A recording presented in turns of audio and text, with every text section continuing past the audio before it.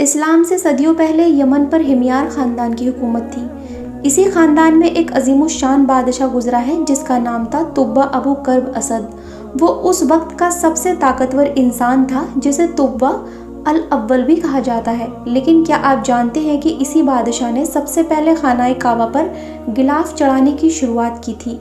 लेकिन ये शुरुआत किसी दोस्ती से नहीं बल्कि एक जंग के इरादे से हुई थी।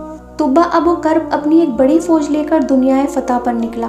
वो पहले मदीना, जिसका पुराना नाम यतरिब था, वहाँ पहुँचा। वहाँ के लोगों ने मुकाबला किया। दिन में जंग होती और रात को मदीना के लोग बादशाह की फ़ौज की मेहमान नवाजी करते। इस बात से बादशाह हैरान हुआ। तभी मदीने के दो बड़े यहूदी आलिम यानी स्कॉलर बादशाह से मिलने आए। उन्होंने बादशाह को एक ऐसी बात कही जिसने उसका इरादा बदल दिया। उन्होंने कहा, ए बादशाह, इस शहर को तुम कभी फतह नहीं कर पाओगे क्योंकि ये उस आखिरी नबी हुजूर सल्लल्लाहु अलैहि वसल्लम की हिजरतगाह बनने वाला है जो सदियों के बाद आएंगे। बादशाह उन उलेमा की बातों से इतना मुतासिर हुआ कि उसने मदीना पर हमला रोक दिया और उन्हें अपने साथ लेकर मक्का की तरफ रवाना हुआ। रास्ते में हुज़ैल कबीले के कुछ लोगों ने बादशाह को गुमराह करने की कोशिश की। उन्होंने कहा, मक्का में एक ऐसा घर है जो खजानों से भरा है, आप उसे लूट लीजिए। उनका मकसद था कि बादशाह काबा की बेहुरमती करे और अल्लाह के अजाब से हलाक हो जाए। लेकिन उन उलेमा ने बादशाह को खबरदार कर दिया था कि वो अल्लाह का मुक़द्दस घर है और वहाँ सिर्फ तवज्जो के साथ जाना चाहिए। मक्का पहुंचकर तुब्बा अबू कर्ब ने तवाफ़ किया और वहाँ के लोगों की खूब खिदमत की। एक रात उसे ख्वाब आया कि वो काबा को ढक रहा है। पहले उसने किसफ यानी खजूर के पत्तों से और लकड़ी से बनी चटाई से काबा को ढका।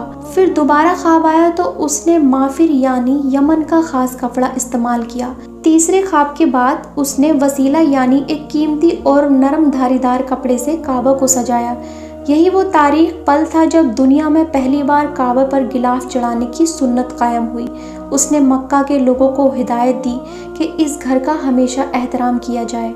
तुब्बा अबू कर्ब सिर्फ गिलाफ चढ़ाकर नहीं रुका, वो नबी करीम हुज़ूर सल्लल्लाहु अलैहि वसल्लम के आने की पेशाइन गोई पर इतना पक्का ईमान लाया कि उसने खत लिखा। इस खत में लिखा था, मैं गवाही देता हूँ कि अहमद हुज़ूर सल्लल्लाहु अलैहि वसल्लम अल्लाह के रसूल हैं। अगर मैं उनके ज़माने तक ज़िंदा रहा तो मैं उनका खादिम और वज़ीर बनूंगा। कहा जाता है कि ये खत सदियों तक महफूज रहा और जब हुज़ूर सल्लल्लाहु अलैहि वसल्लम मदीना तशरीफ़ लाए तो ये ख़त उन तक पहुंचाया गया। रसूलुल्लाह सल्लल्लाहु अलैहि वसल्लम ने फरमाया था, तुब्बा को बुरा मत कहो क्योंकि वो मोमिन था। एक बादशाह जो लूट मार के इरादे से निकला था, अल्लाह ने उसे अपने घर का पहला खादिम बना दिया। आज हम जो रेशम और सोने का किस्वा देखते हैं उसकी बुनियाद हज़ारों साल पहले इसी यमन के बादशाह ने रखी थी।